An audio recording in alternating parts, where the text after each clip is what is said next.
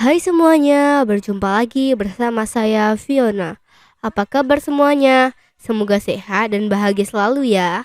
Kali ini Fiona akan membawakan sebuah ringkasan film berjudul Venom. Pada suatu pagi di San Francisco, California, ditampilkan tokoh utama Eddie Brock, dibangunkan oleh sang kekasih yang cantik. Annie adalah seorang pengacara, sedangkan Eddie adalah jurnalis yang terkenal dengan laporannya di lapangan serta sering melakukan investigasi. Hari itu, setelah menjalankan tugas di lapangan, Eddie kembali ke kantor memenuhi panggilan atasannya, Jack. Eddie ditugaskan untuk mewawancarai seorang kaya raya bernama Drake, sang pemilik Life Foundation. Drake ingin menjelaskan tentang program antariksa serta ingin mengklarifikasi bahwa semua astronotnya selamat dalam kecelakaan kemarin. Selain itu, Jack juga menegaskan agar Eddie tidak berulah dan membuat Drake marah. Pada dasarnya, Eddie setuju-setuju saja, namun rasa penasarannya membuyarkan segalanya. Saat kencan, Eddie menceritakan kepada Annie yang kebetulan sedang menangani kasus Life Foundation. Dan saat dini hari, Eddie terbangun dan tidak sengaja melihat notifikasi pada laptop Annie. Lagi-lagi, karena penasaran, Eddie membaca semua berkas-berkasnya dan sebagian data itu cukup membuat Eddie penasaran. Keesokannya, setelah Drake melakukan presentasi di hadapan anak-anak, dia langsung bersiap untuk menemui Eddie. Awalnya, Eddie mengajukan pertanyaan-pertanyaan yang sesuai dengan apa yang diperintahkan Jack tentang kejeniusan, tentang penemuan terapi gen untuk pasien kanker, serta program antariksa yang diyakini menjadi solusi untuk mengatasi masalah-masalah di bumi. Namun tiba-tiba saja Eddie menyerang dengan pertanyaan tentang orang-orang sakit yang direkrut secara ilegal untuk dijadikan eksperimen, sehingga membuat Foundation dianggap sebagai yayasan yang dibangun atas orang-orang mati. Tentu saja Jack marah besar, tapi jika memang apa yang dikatakan benar, maka dia berharap Eddie memiliki bukti atau sumber terpercaya. Sayangnya, Eddie tidak bisa memberikan keduanya, yang mana membuatnya dipecat hari itu juga. Tidak sampai di situ saja, Annie juga dikeluarkan dari pekerjaannya karena dianggap melanggar etika profesi. Wanita itu benar-benar kecewa dengan keegoisan Eddie karena telah mencuri data di laptopnya dan akhirnya memutuskan untuk mengakhiri hubungan. Hari ini, 3 spesimen dibawa ke fasilitas laboratorium Drake. Sementara satu spesimen lagi kini berada di dalam tubuh seorang petugas medis yang menyelamatkan astronot.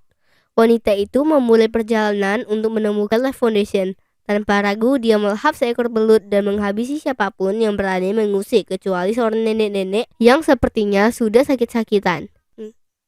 Seketika kondisi nenek itu menjadi jauh lebih baik ketika spesimen asing berpindah ke tubuhnya. 6 bulan telah berlalu. Sesuai dengan apa yang dikatakan oleh Drake, kehidupan Eddie semakin hancur. Namun, itu tidak mengurangi sikap ramahnya terhadap teman-teman di sekitar lingkungan. Selain itu, Eddie juga tak jarang mendapatkan saran dan nasihat terutama dari Nyonya Chen, bahwa Eddie harus melakukan meditasi, menenangkan pikiran, dan membuang semua keburukan. Nasib malam menimpa Nyonya Chen. Seorang preman setempat memaksa wanita itu untuk membayar uang keamanan. Tak ada yang bisa dilakukan Eddie selain bersembunyi, karena tentunya dia tidak ingin menambah masalah lagi. Jomblo dan menganggur, 2 kata itu sudah cukup menggambarkan bagaimana hancurnya Eddie. Tak ada satu perusahaan pun yang mau menerimanya sebagai karyawan. Sementara itu, eksperimen Life Foundation sudah menemui titik terang di mana pada percobaan ke-36, spesimen asing yang dinamakan simbiot itu akhirnya berhasil menyatu dengan seekor kelinci. Menurut seorang ilmuwan, Dr. Dora, simbiot membutuhkan inang untuk bisa bertahan hidup di lingkungan kaya oksigen seperti bumi. Namun masih tidak diketahui bagaimana makhluk itu memilih inangnya. Drake tidak berhenti sampai di situ. Menurutnya, jika simbiot bisa bertahan hidup di bumi saat berada di dalam inang, maka kemungkinan inangnya juga akan bertahan hidup di luar sana. Pria itu segera meminta Dora untuk mempersiapkan semuanya. Lalu beberapa hari kemudian, seorang pria bernama Ishak menjadi manusia percobaan pertama.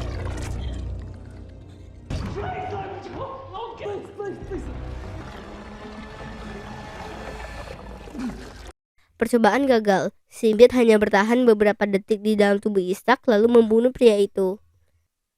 Tentunya percobaan akan terus berlanjut. Dora yang tidak tahan dengan kekejaman tersebut berusaha untuk memberitahu Eddie dan berjanji akan menyiapkan semua bukti. Namun sangat disayangkan, kini Eddie tidak seperti dulu lagi. Kehidupannya benar-benar hancur, dan terkadang dia merasa menyesal karena telah melakukan semua itu hanya demi menyelamatkan manusia yang tidak tahu terima kasih. Beberapa waktu kemudian, Eddie sedang kacau, berjalan melewati apartemen Annie, berharap segala sesuatu indah yang bisa kembali. Tapi harapan tersebut seketika hancur berserakan saat melihat Annie datang dengan seorang pria bernama Dan. Annie sama sekali tidak merasa bersalah karena semua kesalahan berasal dari Eddie, dan setelah basa-basi yang tidak jelas, Eddie pun diminta untuk segera pergi. Tidak ada harapan dan tidak ada lagi yang bisa dilakukan. Lalu Eddie pun memutuskan membantu Dora. Lagi pula kemungkinan terburuknya hanya mati, dan itu masih lebih baik daripada kehidupan yang dijalani Eddie selama ini. Beberapa waktu kemudian, Eddie dan Dora mendatangi fasilitas Life Foundation. Dora menceritakan tentang bencana, kelebihan populasi, dan perubahan iklim yang mana tidak semua manusia menyadari bahwa mereka adalah generasi terakhir di bumi. Drake tidak mampu mengatasi, oleh karena itu dia menciptakan kapal antariksa pribadi untuk melakukan eksplorasi demi menemukan planet baru. Dalam perjalanan pulang, para astronot tidak sengaja menemukan komet yang menurut analisa komputer terdapat jutaan organisme yang disebut simbiot. Drake bertujuan untuk menyatukan dengan manusia agar manusia bisa bebas hidup di planet manapun. Hanya itu yang bisa dijelaskan oleh Dora karena petugas keamanan telah datang. Selanjutnya, Eddie dipersilahkan untuk memeriksa sendiri di dalam laboratorium. Sangat mengejutkan, di dalam sana Eddie menemukan seorang teman bernama Maria. Tentu saja Eddie langsung berusaha menolongnya tanpa menyadari malapetaka yang telah menanti di depan mata. Tubuh Maria telah dimasuki simbiot dan kini makhluk itu berpindah ke tubuh Eddie. Eddie berusaha tetap tenang karena yang terpenting adalah melarikan diri dari tempat itu.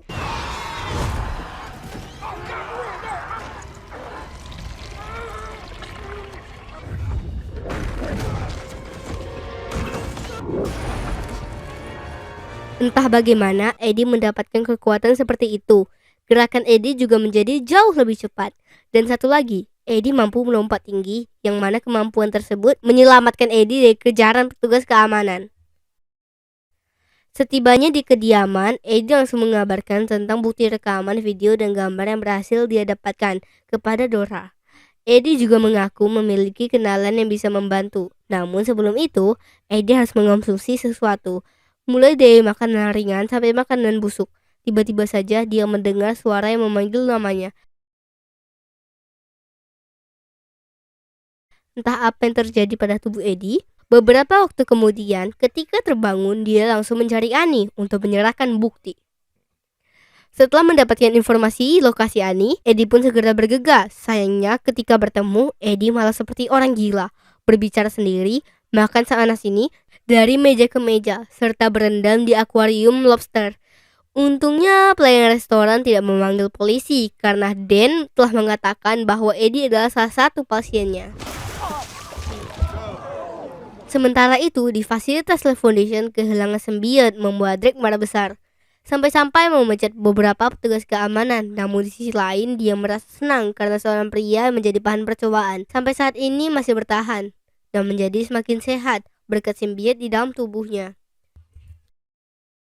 Beberapa waktu kemudian, Eddie berhasil ditenangkan. Pria itu terbangun di dalam ruangan MRI. Kemudian setelah menjelaskan, Deng langsung menyalakan mesinnya. Ternyata suara di frekuensi 4000 sampai 6000 Hz sangat menyakitkan bagi simbiot. Kembali lagi ke fasilitas Life Foundation. Dari hasil pemeriksaan kamera pengawas, Trace mengetahui bahwa Dora lah yang membawa si penyusup. Tak lama kemudian, Dora langsung diseret ke hadapan Drake. Lalu setelah mengetahui penyusupnya adalah Eddie, Drake pun segera menjatuhkan hukuman mati kepada Dora. Setelah mendiamkan tetangga yang berisik sambil menyiapkan makanan, Eddie berbicara kepada Annie dan Dan via telepon. Mereka berjanji akan membantu Eddie mengeluarkan parasit tersebut. Namun bisikan-bisikan di kepala Eddie menolak hal itu, serta memperingatkan bahaya yang menanti di balik pintu. Do not open that door. Dan benar saja, yang datang adalah Trish beserta anak buahnya. Dalam keadaan terancam, sudah seharusnya Eddie mengangkat kedua tangannya setinggi mungkin. Namun tindakan tersebut dianggap konyol. Dan kini suara misterius menegaskan bahwa dia akan mengambil ahli untuk membereskan orang-orang yang telah mengancamnya.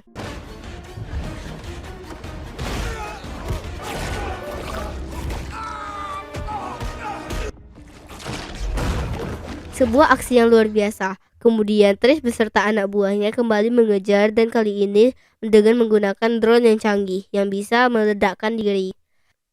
Lagi-lagi sebuah aksi yang luar biasa. Kerjasama yang apik dengan simbionte membuat Eddie tak terkalahkan.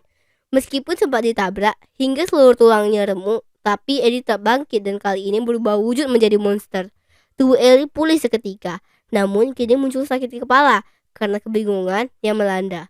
Simbionte mendadak muncul mengaku bernama Venom. Jika ingin selamat, maka patuhilah tuanmu, kata Venom. Sementara itu, kita kembali ke beberapa jam sebelumnya, di mana simbionte si nenek telah berpindah ke tubuh seorang gadis kecil dan kini gadis kecil itu telah tiba di San Francisco. Di rumah sakit, setelah mendapatkan hasil diagnosa Eddie, dia segera meminta Annie untuk menjemput Eddie. Lalu di fasilitas Life Foundation, simbionte ditemukan mati ketika meninggalkan tubuh Dora. Tentu saja itu membuat Drake marah dan menegaskan kepada Trish agar tidak kembali sebelum menangkap Eddie. Eddie kini terpaksa mengikuti perintah Venom.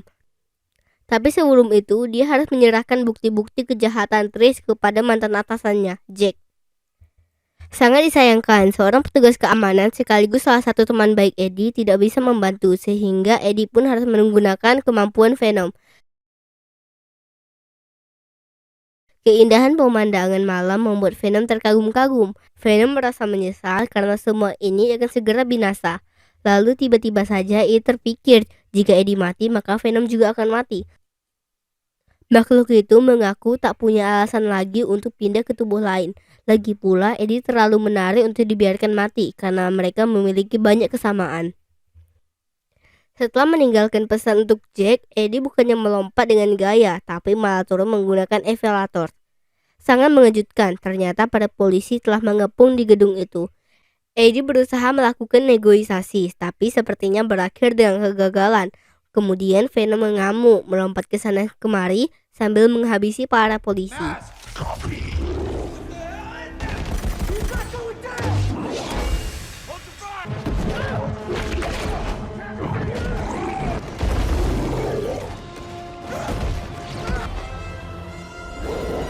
Sampai akhirnya tiba-tiba saja Annie muncul mengajak Eddie segera ke rumah sakit untuk diperiksa. Untungnya Venom juga menyukai Annie, sehingga aman bagi wanita itu untuk membawa Eddie. Venom menjelaskan bahwa dirinya sangat membenci frekuensi suara yang dikeluarkan dari mesin MRI dan juga api, yang mana dua hal itu adalah kelemahannya. Lalu Venom menyarankan Eddie untuk segera meminta maaf kepada Annie karena mungkin saja ini adalah kesempatan terakhir. Setibanya di rumah sakit, Dan menjelaskan bahwa organ dalam tubuh Eddie mulai rusak, terutama hati. Diduga karena ulah parasit dan ingin segera memindai tubuh Eddie, tapi Venom menolaknya. Sehingga terjadilah pertengkaran dan Venom nyaris terbunuh. Ketika hendak meninggalkan rumah sakit, Eddie ditangkap oleh Trish. Beberapa waktu kemudian, Eddie terbangun di fasilitas Life Foundation. Dan Drake datang menemui Eddie menjelaskan tentang akhir dunia akibat ulah manusia. Oleh karena itu, penyatuan dengan simbionte adalah sebuah solusi untuk mengatasi masalah di bumi. Tiba-tiba saja Drake berubah menjadi makhluk mengerikan dan memaksa Eddie mengatakan di mana Venom. Makhluk itu datang bersama gadis kecil beberapa jam yang lalu dan langsung berpindah ke tubuh Drake. Tidak ada yang bisa dikatakan Eddie karena sebenarnya dia juga tidak tahu. Eddie hanya memperingatkan bahwa simbionte secara perlahan akan membunuh inangnya.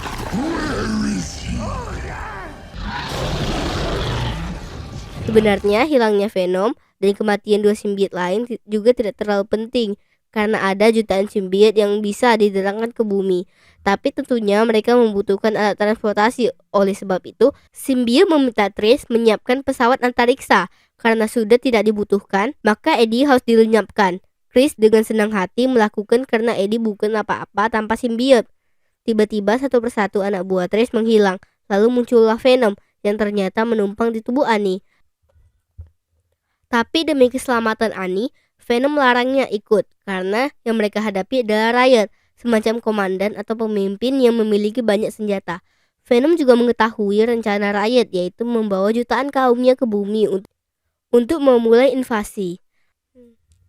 Riot kini telah mengaktifkan pesawat antariksa dan menghabisi seluruh staf yang ada dengan kejam.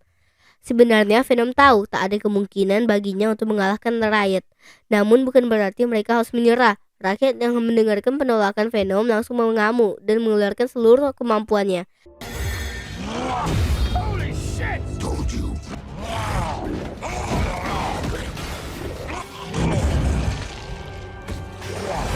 Pertarungan super brutal pun terjadi.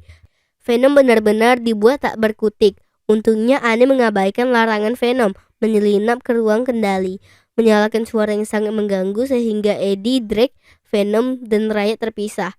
Eddie berhasil memenangkan duel melawan Drake tanpa simbiot. Sayangnya Eddie tidak menyadari keberadaan Trish di dekat Ra sehingga membuat pedang menembus dadanya. Riot pun tidak menyia-nyiakan kesempatan tersebut dan segera menaiki pesawat yang hendak meluncur. Di saat terakhir, Venom pun datang menyatu dengan Eddie. Lalu mereka segera menggunakan pedang Riot untuk membelah tangki bahan bakar.